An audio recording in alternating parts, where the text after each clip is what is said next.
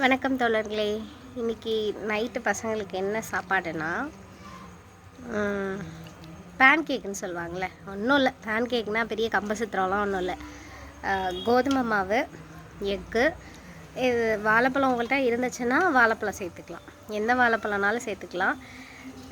செவ்வாழை ஓகே. நான் இன்றைக்கி கற்பூரவள்ளி இருந்துச்சு, அது சேர்த்துருக்கேன்.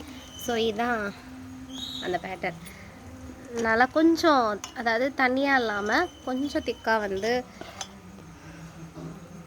இப்படி வந்து விழுற மாதிரி ரெடி பண்ணிவிட்டு அதை ஊற்றி கொடுத்தோன்னா குழந்தைங்களுக்கு ரொம்ப நல்லது. காட்டன் பாருங்கள்.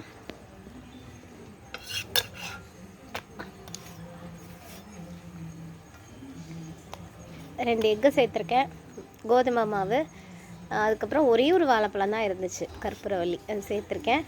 நல்லா சாப்பிடுவாங்க. உங்களுக்கு வேணும்னா தேன் இல்லை ஏதாவது ஜாம் கூட வச்சு நீங்கள் கொடுக்கலாம். சாப்பிட்டாச்சு. சாப்பிட்டீங்களா?